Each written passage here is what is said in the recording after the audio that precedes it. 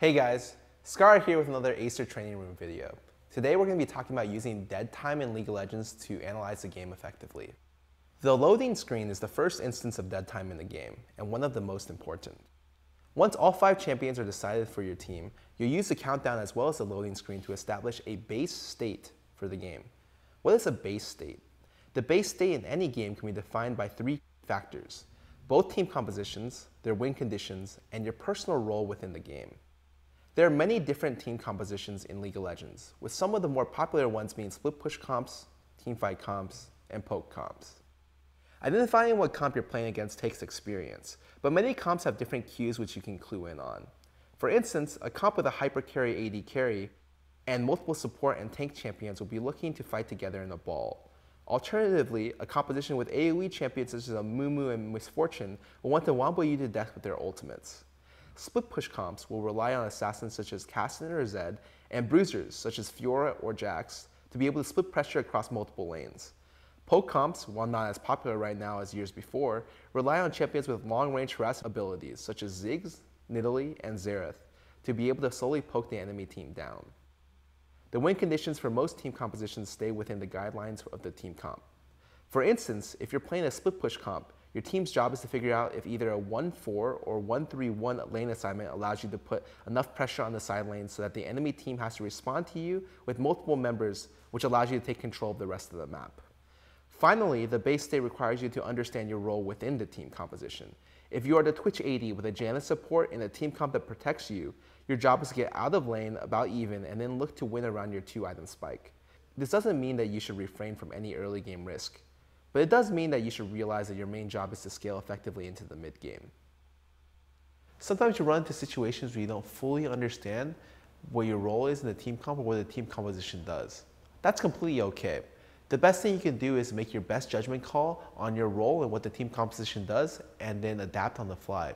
For instance, say you're playing against a Teemo AD carry. You're not really sure what the champion does in bottom lane or how a team composition like this even gets into the mid game. The best thing you could do is identify certain champion strengths and weaknesses and try to guess what could happen. In this instance, Teemo does not have great carry scaling potential, but has move quick, which allows him to run quickly away from ganks. So if we cannot find early pressure onto the Teemo lane, it's okay to try to farm until mid game and outscale. The 2 other main situations when looking to analyze the game state are while dead and while recalling or running back the lane.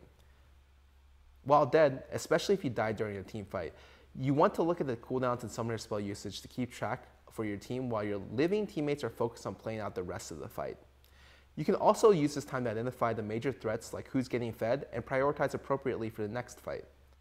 The most important thing about analyzing the game state is to figure out what is your next step. You want to take the base state at the start of the game and make adjustments to your initial premise. An example of this is a situation where you're playing Cassidy against a team comp that's fairly good at team fighting. You think, assuming you get a decent angle into the team fight, that you can win the team fight even if relatively underpowered or unmanned if they're low. After attempting this in the middle of the game, you start to realize that it's way too hard for you to effectively reach the backline or team fight effectively against your team comp.